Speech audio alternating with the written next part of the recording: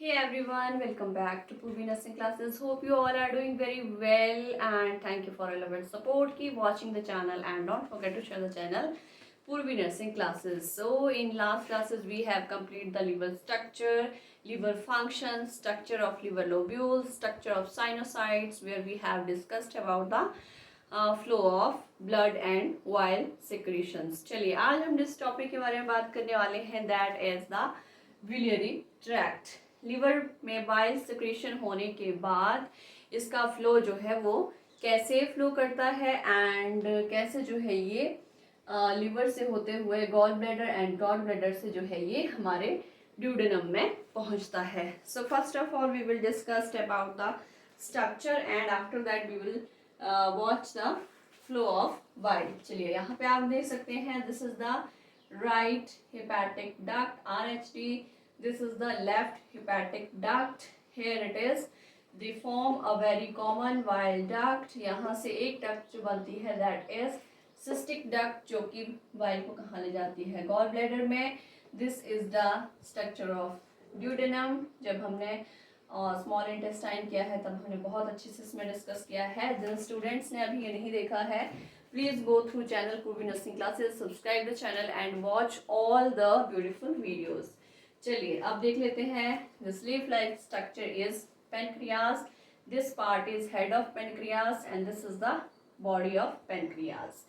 This is pancreatic duct जहाँ से हमारे जितने भी pancreatic enzymes हैं juices हैं वो hepatopancreatic ampulla में पहुँचते हैं and यहाँ से हमारा So this is the structure of the biliary tract. अब हम देख लेते हैं कैसे कैसे इसका वाइल का फ्लो जो है वो होता है, कैसे हमारा वाइल ड्यूडेनम में पहुंचता है. चलिए लिवर में वाइल सिक्रीट होने के बाद through the right and left hepatic ducts हमारा वाइल जो है नेक्स्ट जो है फ्लो करता है. थोड़ा सा दूर जाने के बाद यहाँ से ये एक टर्न लेता है जो कि कहाँ पे फ्लो हो जाता है इन द सिस्टिक डक्ट, जो कि डक्ट कहाँ ले जाती है इसे इनटू द गॉल ब्लैडर. हमारा वाइल जो है वो गॉल ब्लैडर में दो बार जो है फ्लो करता है. फर्स्ट टाइम ये सिस्टिक डक्ट से गॉल ब्लैडर में जाता है. आफ्टर दैट गॉल ब्लैडर में कंसंट्रेट होने के बाद ये जो वाइल है ये अगेन सिस्टिक डक्ट से होता हुआ हमारा जो कॉमन वाइल डक्ट है यहाँ से पहुँचता है हिपैटोपैनक्रियाटिक एम्प्यूला में. जब हमने पैनक्रियास का स्ट्रक्चर डिस्कस किया था तब हमने इसके बारे में स्टडी किया था व्हाट इज हिपैटोपैनक्रियाटिक एम्प्यूला. नाउ यहाँ पहुँचने के बाद हमारा वाइल जो है हिपैटोपैनक्रियाटिक एम्प्यूला में दो डक्ट होती हैं. एक से हमारा जो पैनक्रियाटिक डक्ट है वो कनेक्ट होती है एंड एक से हमारा कॉमन वाइल डक्ट जो है वो कनेक्ट होती है. अब यहाँ से पैनक्रियाटिक एंजाइम एंड यहाँ से वाइल्स जो है हमारा कहाँ पहुँच जाता है हमारे ड्यूडेनम एरिया में. एंड नाउ हमारा जो गॉल ब्लैडर है ये एक पेयर शेप्ड स्ट्रक्चर होता है that attached to posterior surface of the liver by connective tissue.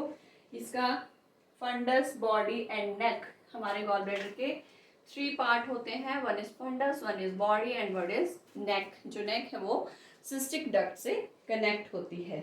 चलिए अब हम देख लेते हैं जो हिपैटोपैनक्रियाटिक एम्प्यूला है ये फर्दर जो है कंट्रोल होता है हिपैटोपैनक्रियाटिक स्फिंक्टर से. सो जो गॉल ब्लैडर का कंट्रैक्शन है ये होता है द हार्मोन CCK कोलिसिस्टोकाइनिन जिसको हम कहते हैं CCK.